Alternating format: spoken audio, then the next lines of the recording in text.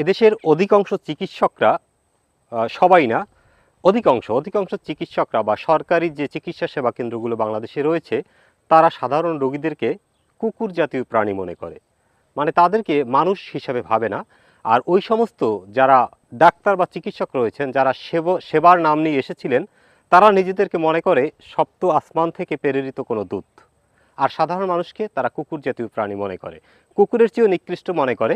কারণ আমি পশু হসপিটালগুলোয় দেখেছি যে পশু হাসপাতালে তারা কুকুরের যে বিড়ালের চিকিৎসা দেয় খুব যত্ন সহকারে দেয়, কিন্তু এই সমস্ত সরকারি মেডিকেলগুলোতে তারা মানুষের সাথে এমন আচরণ করে যে তারা মনে হয় মানুষই না, কুকুরের চেয়েও নিকৃষ্ট কোনো প্রাণী। আর যে কারণে অসংখ্য মানুষ তাদের ভুল চিকিৎসা, তাদের ভুল সিদ্ধান্ত, তাদের অবহেলা, অযত্নের কারণে অকালে প্রাণ হারায় কিংবা পঙ্গুত্ব বরণ করে কিংবা সারা জীবন তাকে ভুগতে হয়। এর কারণ হচ্ছে, প্রথমত একজন চিকিৎসকের দায়িত্ব হচ্ছে রোগীকে তার রোগ সম্পর্কে সম্পূর্ণ ধারণা দেয়া এবং তার কি করা উচিত কি করা উচিত না সেটা তাকে বুঝিয়ে বলা, এই সমস্ত বিষয়গুলো। তৃতীয় হচ্ছে সিদ্ধান্ত, সঠিক সিদ্ধান্ত দেয়া যে আসলে তার এখন কি করা উচিত। এই সিদ্ধান্তটা তারা দিচ্ছে না। যারা দায়িত্বরত থাকে সরকারি হসপিটালে তারা মানে তাদেরকে অ্যালয় করছে না, কোনো মতে একটু না দায় সারাভাবে সারছে। আর যখন আপনি বেসরকারিতে বা প্রাইভেটে যাবেন তখন সে সিদ্ধান্ত দেয় না এই কারণে যে আপনার মনে করেন একটি সার্জারি লাগবে, এই সার্জারিটা তিনি করেন না।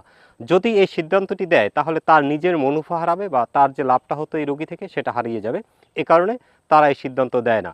এই ভুল সিদ্ধান্তের কারণে ওই রোগীকে সারা জীবন পস্তাতে হয় বা কষ্ট পেতে হয় বা ভুগতে হয়। এটি একটি লোকের বা একটি ব্যক্তির অভিশাপ নয়, এটি একটি পুরো পরিবারের অভিশাপ নেমে আসে ওই চিকিৎসকের উপরে।